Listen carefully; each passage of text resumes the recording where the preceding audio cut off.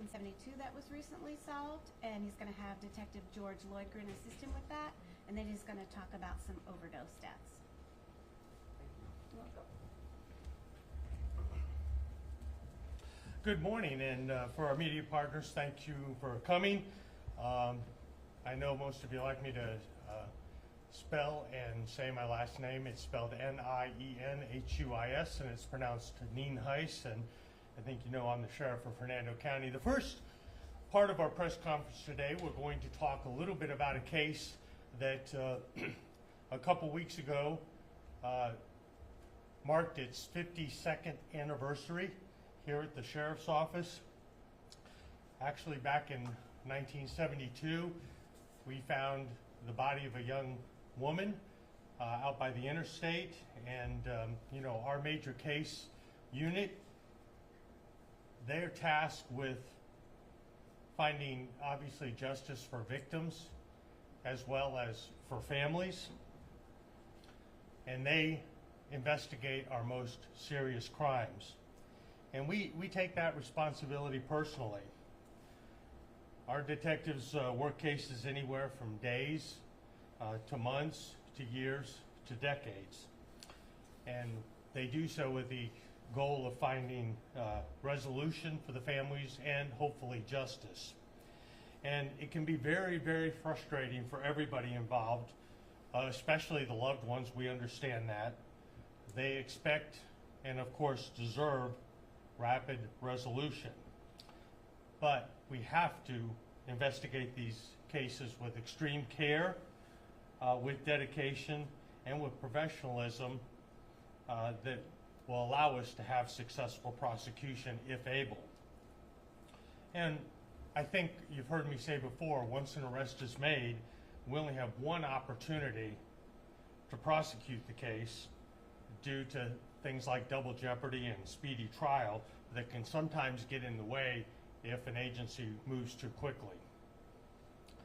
And I know my mom used to say that the wheels of justice churn exceedingly slow. They do turn exceedingly fine, and law enforcement agencies, they never forget and they never give up.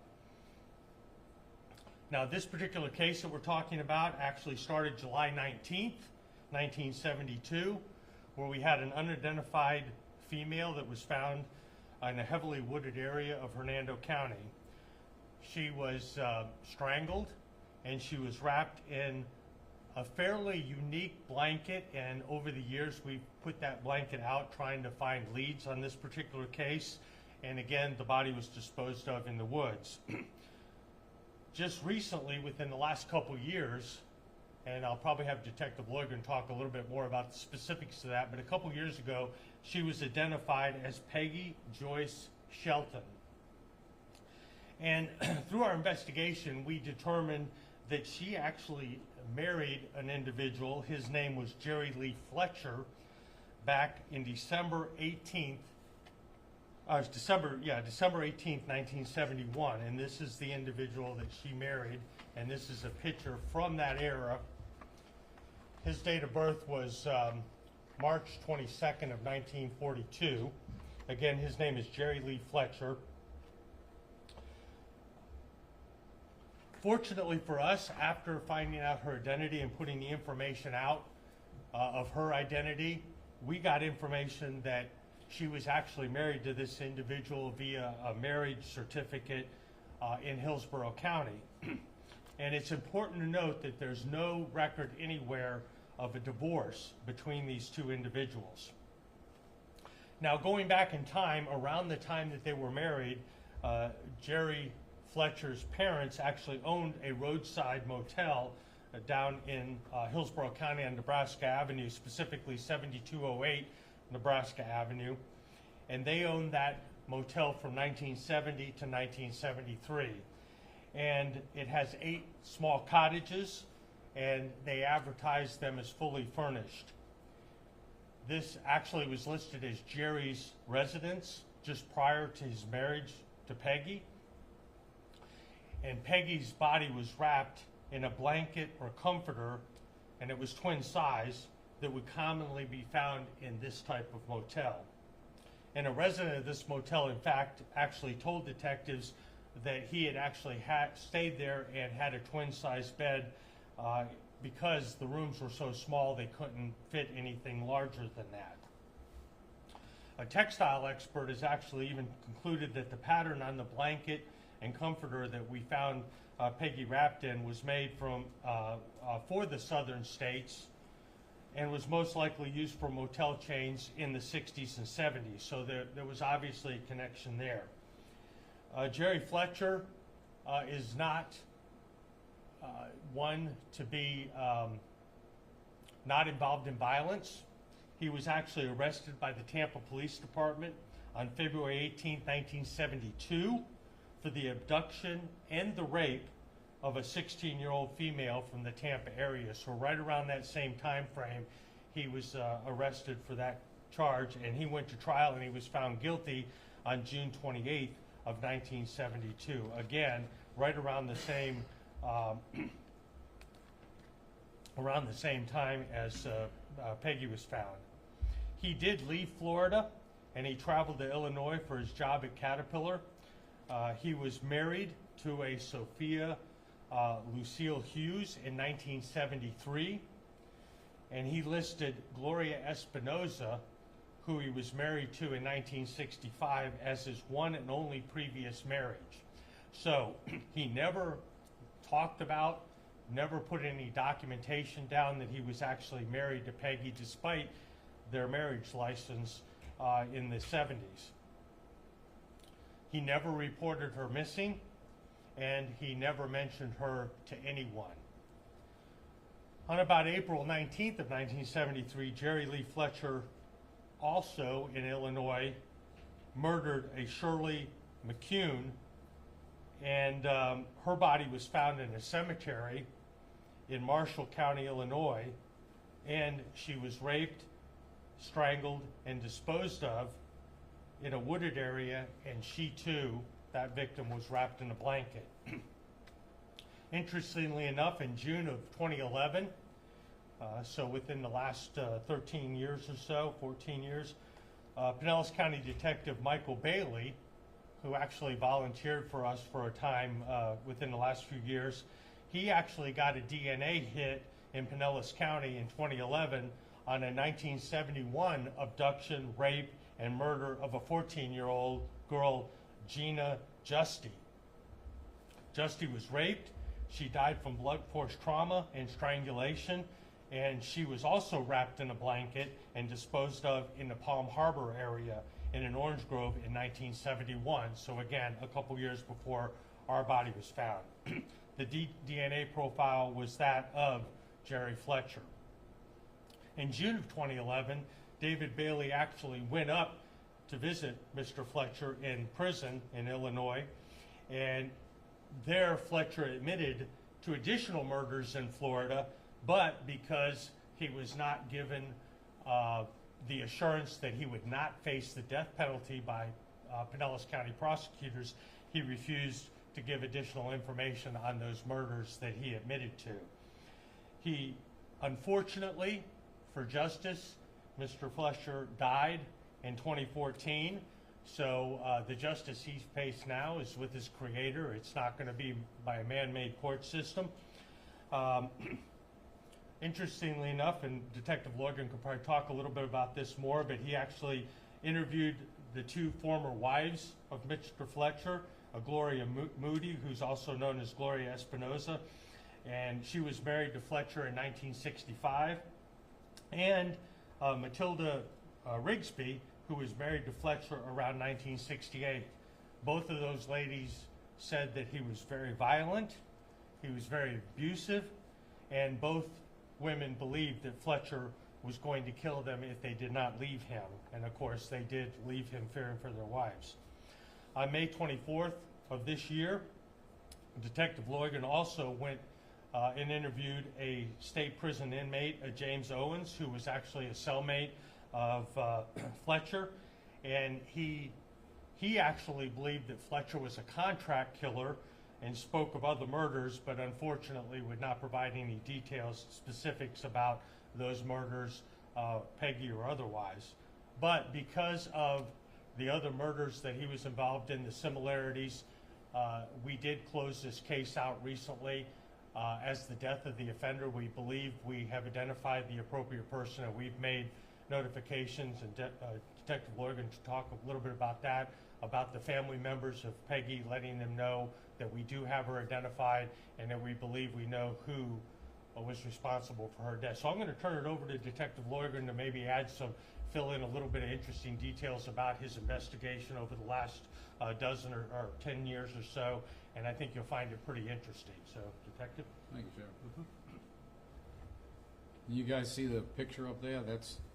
You see the recreations. The picture to your far side is obviously a real person. That's our victim, Peggy Joyce Shelton. And then the recreation done by Face Logics, which I think is really spot on. Not that the clay recreation isn't a good rendition of her as well. These people do this work based on the facts we provide, information from the report, and then my little knowledge of it is they take a 3D image of the actual skull, they recreate it with like a polymer-based skull, and that's how they do the work for the claymation part of the recreation. But one of the artists who do that can tell you exactly how they do it. That's my little snip of it. The Face Logics, they also take into consideration all the same information they would get for the sculpting recreation. And I think they did a really good job on that based on looking at the real person in real life. Those are just some of the things that technology has afforded us in working on these type of cases. Genealogy plays a key role in this case as well. When the body was discovered back in July of '72, shortly after that, because there was no identification, she was a Jane Doe, she was buried in our local cemetery here, Brooksville Cemetery, which I just call like a Potter's Field, because in New York we had Potter's Field, and that's where all the unidentified victims were. So back in 2015, I, along with the state attorney's office and the prosecutor, wrote an exhumation order to have her removed from that grave, and then we began the process of trying to get DNA on her. So once we got a full DNA profile on her, which was very difficult because you're talking about, at this point, a 52-year-old case, the DNA degrades over time. So I was told by the scientists that the degradation level of the DNA was high, so it was very difficult to get a full profile. However, University of North Texas, who no longer does that, DNA for the country, they were able to get a full profile. It went into the national database, but there was no associations there because the woman wasn't a criminal and she wasn't ever reported missing by anybody. Fast forward through the years to genealogy, when that came online for us, we were able to, through the use of 3 separate labs, I have to give full credit to Marshall University, who has a cutting-edge science program, and they were able to develop enough DNA there that could be utilized by the genealogy labs. In this case, Othram Labs is the one who did the final genealogy work, who ended up giving us Peggy Joyce Shelton, which was her maiden name. Her married name at the time in Kentucky, where she's from, was Peggy Nelson. And I spoke to the detectives up there, and they told me that, you know, it's a small town, very small county, but small town. She's a good was a good person from, by all accounts. No criminal element, nothing here that would put this poor woman in this position. She's just a regular housewife at the time in the 60s and early 70s when she ended up leaving. So through DNA, obviously genealogy, we were able to get to that point. And then, as the sheriff had said, we released this information a few months back, and then I received a phone call that led me to this web sleuth who informed me that she was married. Now, the family never told me she was divorced. They didn't know. Again, her children at the time were 7 and 5 when she left the house. So I've been dealing with her granddaughter. So I guess they didn't even know because they didn't tell me. So through the web sleuth, thank God, we found out that she was married, which I confirmed through Hillsborough County records, and we see she was married to Jerry Lee Fletcher. Unfortunately, she married that man who ended up, you know, killing her, obviously. Now on Jerry Lee Fletcher, just my 2 cents, I guess, on him. If anybody knows Jerry Lee Fletcher, anyone I haven't spoken to, or anybody who had a relationship with him and were abused by him, or has any further information, they can call the sheriff's office here and tell me. I can look into it to see if there's any other cases he might be associated with, because his DNA is in the database, in the national database. That's how Detective Bailey was able to link him to Gina Justi, who was murdered back in 1971. We've also tried here on our end here, I know the sheriff, it's one of his programs he's trying to implement here for the rapid DNA testing. And anything DNA-wise, you got to realize, in the 70s, you know, I was joking, say you couldn't spell DNA. Nobody knew about it. It didn't exist. It didn't come online till the late 80s and then early 90s. And as it's gotten better and better, you know, like anything else in technology, we now just need a pen dot, like a little minute amount of blood, to have the possibility to identify our victim and or killer or killers. The rapid DNA program that the sheriff is big on implementing here, that we have online here, correct, Sheriff? Mm-hmm. And we have that, and it's going to be a 2-phase thing, I think, eventually. But that could be very, very important for us, where we have a crime occur, we have DNA evidence there, we can do a cursory search utilizing this program and be able to identify our suspect within an hour. I think it's that quick, or even quicker. So that's something the sheriff can expound on, because he knows a lot more about it than I do. I just know about the technology as a whole. But to get back to the case here at Point, I've spoken with Peggy's family. I've told her granddaughter, Heather, who I've had a lot of contact with, and her son, her surviving son, that unfortunately that their mother and grandmother married this man, and that he is the one who killed her. Fortunately, we're able to have a conclusion to the case and be able to give the family that bit of peace, I would say, because now their mother and grandmother, who's been missing all these years from, you know, small town in Kentucky, is now we brought her home. I helped with the arrangements to make sure they wanted the body cremated, and shortly the remains will be back with the family, so now they have a place on holidays or birthdays, whatever, to go, and at least they know where their mother and grandmother is, that she's not lost someplace, because that's where she's been for nearly 5 decades. So I guess that's it. Okay. Yeah. Thank you, George. We'll answer a couple questions. Detective Logan brought up rapid DNA, just so for your background. Last year, I finished my term as being president of the Florida Sheriff's Association. One of my pilot programs, one of my initiatives that I had in place was to start a pilot program for rapid DNA in booking stations. So as it stands now, anybody who's arrested for a serious crime in Hernando County and several other counties in the state, or if they are here in the country illegally and they're arrested, again, it's only for arrestees at this point in time, their DNA is taken, and probably about 80% of the time we get a green light on that DNA, and we know it's in the system within about an hour and a half, nationwide system, and it's checked against people who are wanted for murder, for rape, for terrorist activities, and serious kidnapping, I think is the 4th one. We will have an answer in an hour and a half if they're wanted for any of those for an unsolved crime. And then within about 24 hours, they're checked against all the other unsolved crimes, less serious unsolved crimes, and we'll get notification within hopefully about 24 hours if they're wanted anywhere in the country for any crime and their DNA is on file and they haven't been identified yet.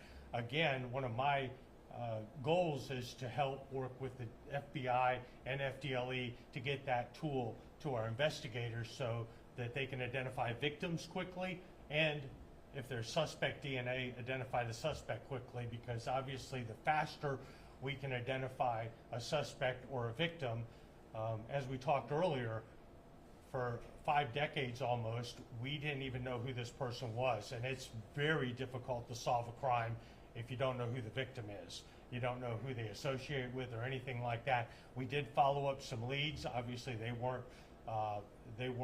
turned out to not be suspects, but over the years we followed up some leads that resulted in dead ends. But because of the DNA technology, we were able to identify her, and then through the help of some of the public and the media, we were actually able to generate him as a suspect in this case. So a really good case, but a couple points here, and we'll move into answer some questions and then move into the second phase of our press conference here.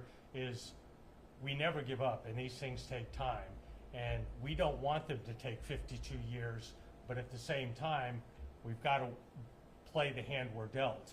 And back in 1972, finding a body wrapped in the woods in a blanket, especially if we don't know who that person is, that is a very difficult case to solve in the 1970s. It's a little bit easier today, but it's still very, very difficult. And the faster we can get those leads, the more likely we are to solve them. So does anybody have any specific questions on this particular case before we move on? Just a quick question on timeline of actually solving this. So from 2015, did it take several years to finally identify her through DNA? And then was that, would you say tipster maybe back in the beginning of the year, the one who finally helped you crack it open? Or was any like DNA from him found with her? Was it the marriage records? So in 2015, when we began the process of getting an identification, we did develop a profile set to University of North Texas, UNT, and that went into the national database. But she had no criminal record, and no one ever reported her missing, so there's no sign of her. When genealogy came online, I want to say it was 2019, when I began the process of sending her for genealogy testing. But because her DNA was so poorly degraded, the genealogy lab suggested we send her DNA to Marshall University. And these things, it's not like it's just, it goes there on Monday and it's done on Tuesday.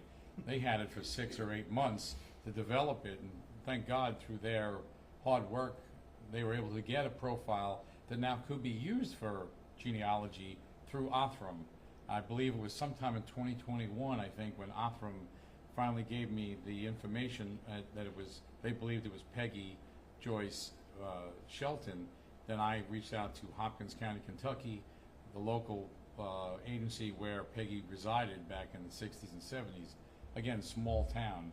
So it took all that time to get to that point. And then there was suspects in the case, so I didn't want to have anything released yet to have you guys help out and get it out there. But eventually, when it came on and we had a press release some time ago, through you, the media helped out by getting it out there. Then I got a phone call, actually from my volunteer, Bernadette, that was contacted by the web sleuth. The web sleuth then got in contact with me, we spoke, and she sent me some information, and I verified it, and she's given me a lot of information, of which some of it wasn't 100%, but she's going based on what she knows. But overall, all the information was very fruitful and helpful for us, and that's why it took so long. I mean, I've been working on this case, you figure, for 9 years, not solely, obviously, but amongst my other cases. So it's a long process. Some cases we can get a conclusion quicker. And did you do a familial DNA to verify Othram's? Did we have to get a DNA Yes. from the So granddaughter or something? So when I reached out to, so the process is, once you get this association, I have to verify it. So when they gave me her name, I started doing my computer work here. They had done some research, and eventually I found a whole bunch of family, but her son, Hugo, I got a hold of him. After speaking with him, Othram Labs will mail the kit right to that individual. He provided his DNA, mailed it back, then they tested it and got the association, which tells them that this individual, the unidentified, would have to be the mother of this person, because it's a whole different system when they deal with centimorgans, it's called, and that's how they made their association based on the numbers and the science. I can speak a little on it, but you want everything, go talk to the scientists, they can tell you it all. But that's how we were able to tie him in and verify 100% that was Peggy. All right, any other questions? How long Yes. was she? How long was she in the woods before she was initially discovered? So It was almost immediately, wasn't it? Yeah, a couple of days. So we had some witnesses at the time. This happens in a rural part of our county, off a High Corner Road, and it actually, at the time, I think there's still only 2 houses on that whole block. One is occupied, and that's where these people who were the witnesses lived. It was late at night, and they believe it was July 15th. They saw a vehicle drive down the end of the road where there's no residences at all. It's actually the back of Withlacoochee Forest, I think, at that point. And 4 days later, on July 19th, the kid who lived in the house at the time, all these people still live local, rode his motorcycle down there, conked out, and right in front of what he saw and believed was a person. He goes back and tells his family. He goes down there back with his brother-in-law. They discover that it is, in fact, a real person. They notify the sheriff's office, and that's how our agency gets involved on July 19th. So we figure she was down there for about 4 days. Did you? Sheriff or Detective, either one that can answer this. Since Fletcher murdered at least 3 women that we know of, would you classify him as a serial killer? Well, that term has been used, and I think George would probably, Detective Logan would probably back me up. He certainly has all the makings of that, and we know he's been found guilty of at least a couple murders, right? Correct. And a couple other violent things. So, does he fit the definition based on all the facts we have, the hard facts? Maybe not, but I think we can all make a conjecture that we probably know of at least 3 murders, including this one, that he's been arrested for. Or was the other one, the one in Illinois was... The girl in Illinois, he murdered her. Come up here. So yes, we absolutely unequivocally can tell you that he murdered those 2 young girls through DNA. And I know he murdered my victim based on all the findings. And then when he spoke with Detective Bailey back in 2011, and I know Mike Bailey personally, and he was here for a while, and he told him, I'll tell you about the other, because Mike asked him specifically about the other Florida murders, and he said, yeah, I can tell you that, but he wasn't the guarantee of not getting the death penalty, so he didn't want to give them up. But he used murders and said there are other murders, so being plural. So at that point, there's no doubt in my mind he doesn't fit the criteria for a serial killer. You can look at, for the FBI, I know they have their own thing, but he, in my opinion, he is. One last question, just from me, circling back just to everything you explained with all the DNA, the science behind this, the time, the resources that went into this, of course, decades ago. And you guys just speak to, I'm sure this feels like final closure for you guys and all your work, and also the family, and anything else that maybe the family wants us to know about. Well, George can speak to it too, but George and I spend a lot of time over the last decade or so talking about every cold case and where he is on it, because in our book, it's a loss for law enforcement on every unsolved case, particularly serious cases, and we certainly don't like that, and we take it personally. And as I said, we never give up, we never stop, and you can see just the tip of the iceberg of the work that was actually done by him on this case, and he has upwards of a couple dozen at times cases that he's working, some of which are cold, some of which are hot cases.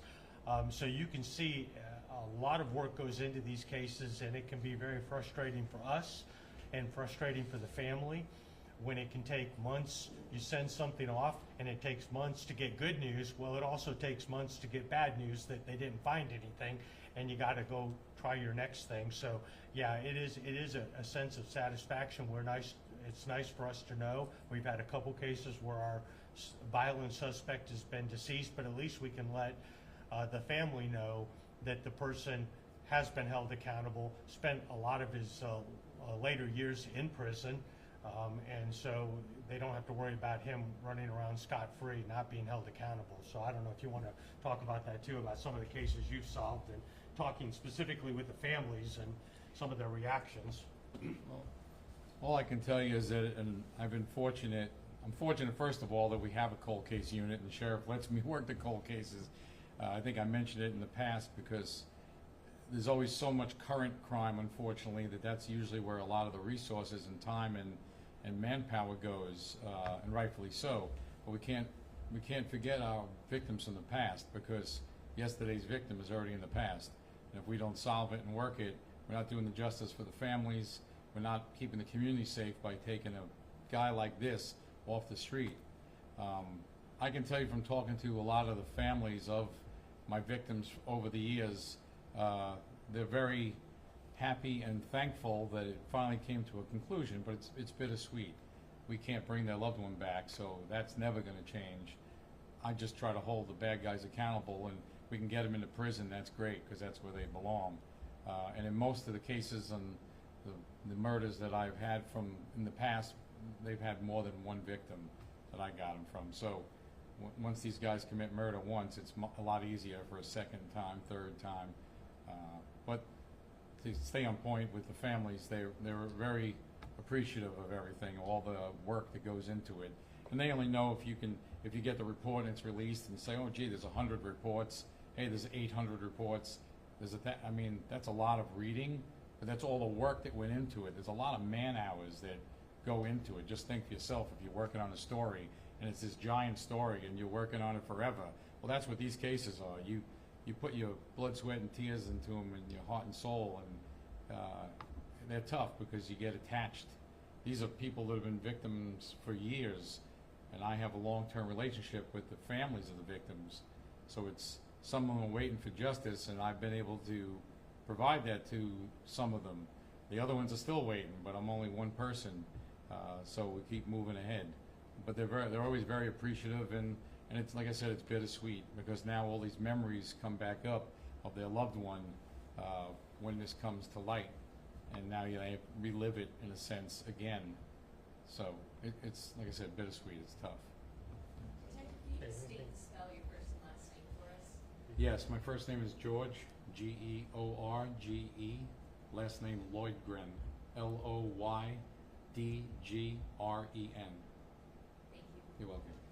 And he's a major case / cold case detective, has been for almost a decade. And, you know, as I said, we spend a lot of time talking about these cases, and I have to kind of live, as I say, live a little bit vicariously through him, because I find what he does extremely interesting, and I try to give him the resources he can within reason, that I can rather, to bring these cases to closure. And we try to use technology whenever possible. As we said, it takes a long time and it can be very expensive, but I think it's certainly worth it to take that mystery out of a particular case.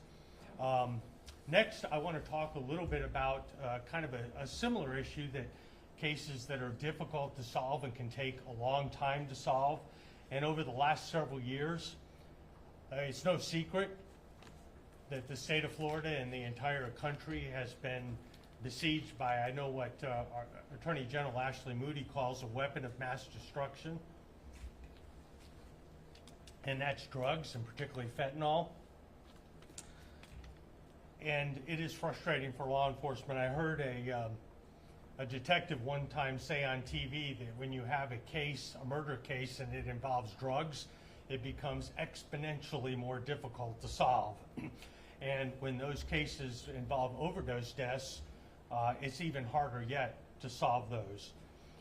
To that end, my major case unit, the homicide unit, along with my vice and narcotics unit, has been working on several cases with the goal of holding the people accountable that caused those deaths. Much like in our cold cases, they use high-tech and low-tech, good old police work, to try to get enough information together to develop probable cause, and even better yet, present a prosecutable case to the state attorney. Since 2022, the Sheriff's Office, in close partnership with the state attorney's office, has done just that in 8 separate occasions, where we made 8 separate charges for homicide as a result of an overdose death. And today I want to highlight a couple of those cases. The first one I'm going to talk about is a case that actually started back in June of last year, so it's been a little over a year. Kim Lassiter was found in her residence on Mohawk Trail in Spring Hill. She was not conscious and not breathing. Fire rescue transported her to Oak Hill Hospital, and unfortunately, she was pronounced deceased at about 6:30 in the evening. On 6/28, the next day, we received an anonymous tip advising that she had died of a drug overdose. Now, you have to keep in mind that no matter what we see at the scene, unless it is extremely obvious, blunt force trauma or a bullet wound or something like that, we can't automatically assume what the cause and manner of death is. It has to be determined by the medical examiner. But we did receive a tip that she died of an overdose, a drug overdose, and that tip identified a particular individual as the person who actually supplied the fentanyl to Lassiter. On September 12th of 2023, detectives received the autopsy report and toxicology report, so again, almost 3 months later, and the medical examiner's office did determine that the cause of death was in fact an overdose. This particular suspect was questioned, and he admitted to providing fentanyl to Lassiter on the date in question. The investigation revealed that upon learning of Lassiter's death, this particular suspect attempted to return to the residence the following day to retrieve that fentanyl that he had left behind. However, those drugs were already disposed of. And I'm happy to report that, again, working closely with our partners at the prosecutor's office, we believed we came up with enough evidence to arrest a particular individual on July 12th of last month, and we arrested Thomas Pizzo, and he was born in July of 1962. He's been arrested by us for first-degree murder and delivery of a controlled substance. So again, kind of going along with the theme, this particular case took over a year for us to get to the point where we felt that he could be arrested. Another case, which is showing that every single one of these cases are fact-specific and all of them are different, is on September 20th of last year, James Brisky, who was 25 at the time, and Joshua Ware, who was 19 at the time, were arrested for supplying cocaine and fentanyl to a 17-year-old young lady, Sierra McCabe. And they were also arrested for failing to render medical aid. And the background to that is on September 20th, that same day, deputies responded to James Brisky's residence for an assumed medical call for service. The victim in this case, Sarah McCabe, was found unresponsive and later died at the hospital. Suspect interviews revealed that the victim and Ware arrived at Brisky's residence around midnight, at which time McCabe was suffering from an overdose, so she was already suffering from an overdose. The two suspects, Brisky and Ware, and these are the individuals, James Brisky's here, and Joshua Ware is here. They had the bright idea of putting our victim in a bathtub with ice and frozen food in an attempt to lower her body temperature. They unfortunately did not call fire rescue at that time. They left the victim alone for more than 2 hours while they ingested more narcotics. When they later checked on her, she was not breathing, and at that point, they decided it was probably a good idea, much too late, obviously, to call 911. On September 20th, now this particular case, because of the facts and circumstances, we were actually able to make an arrest immediately, again, in discussion with the state attorney's office. James Brisky was charged, the person on your right was charged with aggravated manslaughter of a child and possession of cocaine, and Joshua Ware was also arrested for aggravated manslaughter of a child and possession of a controlled substance, cocaine and Xanax, and he was arrested for trafficking in fentanyl. So there's a case that we were able to make relatively quickly. Our last case we want to talk about is Nicole Davis is our suspect. Nicole Davis, 34, was arrested for supplying methamphetamine and fentanyl to a 31-year-old Sean O'Leary. This is her. On 10/25 of 2022, so it's actually been almost 2 years, deputies responded to O'Leary's residence after he was discovered deceased by his father. The initial investigation suggested O'Leary was addicted to fentanyl, and several small packages at the time of his death were discovered near his body.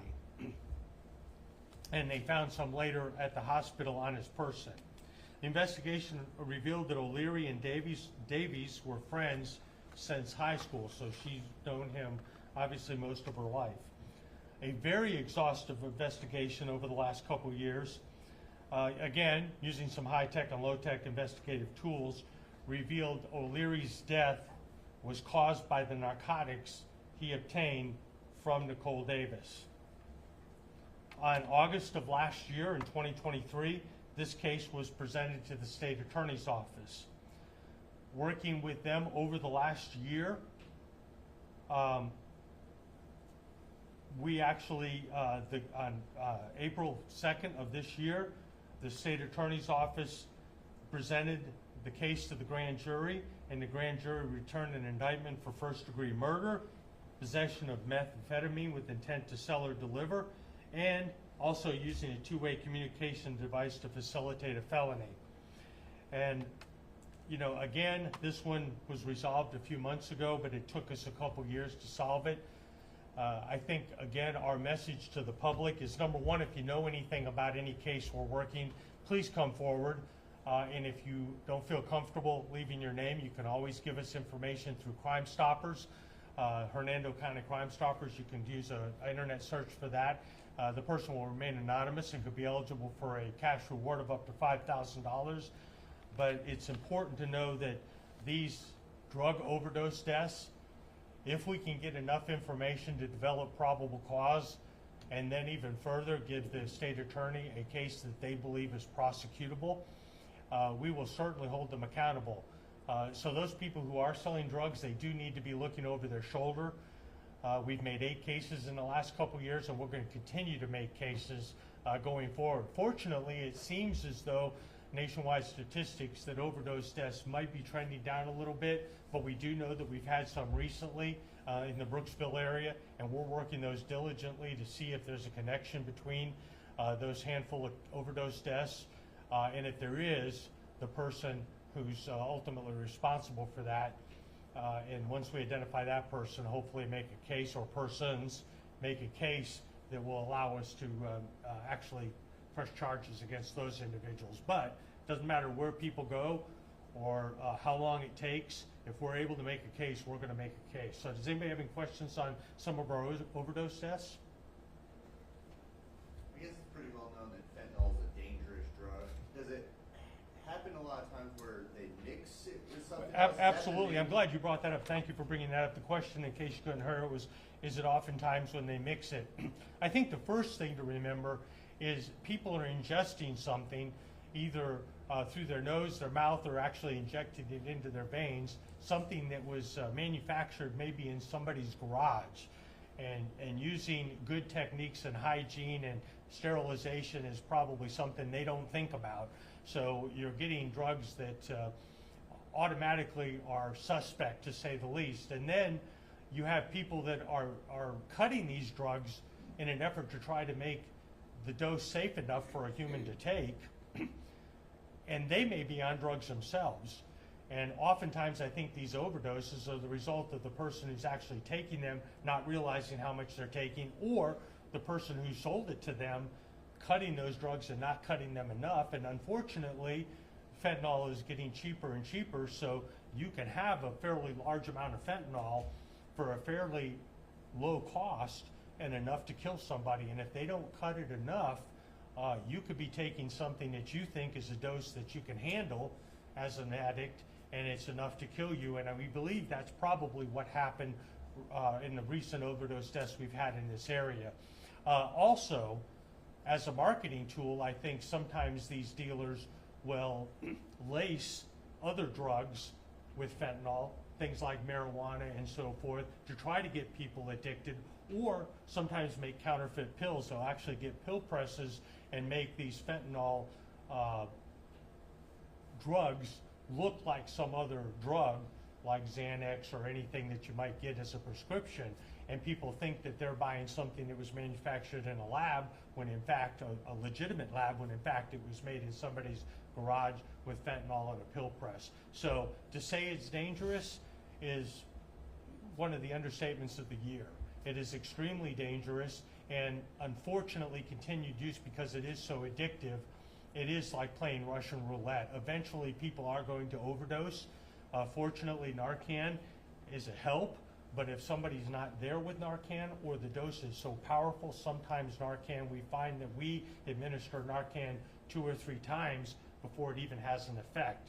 And so obviously Narcan may not, you can't depend on it, is my point there. So absolutely correct. Dangerous is an understatement, and my Vice and Narcotics Unit is constantly working hard to track down the dealers, more so than the users, to try to cut off that supply, because it's killing our nation.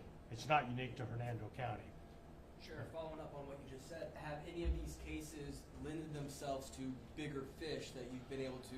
Well, yeah, we're always doing that. Unfortunately, when you're dealing, as you get higher up the food chain, and I know there's a lot of talk about that, and you know, I don't necessarily want to go to a nationwide level, but when you talk about the cartels on the border and some of the horrific things you hear about that they're willing to do to people, the closer you get to the cartel, the less people are willing to talk, because they are scared to death. And there's probably even people in the Tampa Bay area that have a reputation for being very, very violent. So yes, we do move up the food chain, but it becomes more and more difficult, because those people, to protect their livelihood, their illegal livelihood, they are often willing to threaten those individuals and actually carry out those threats. So it does become a challenge, but that doesn't stop us from trying. And oftentimes we are able to get fairly large quantities, and working with DEA or ATF and other local agencies like Citrus and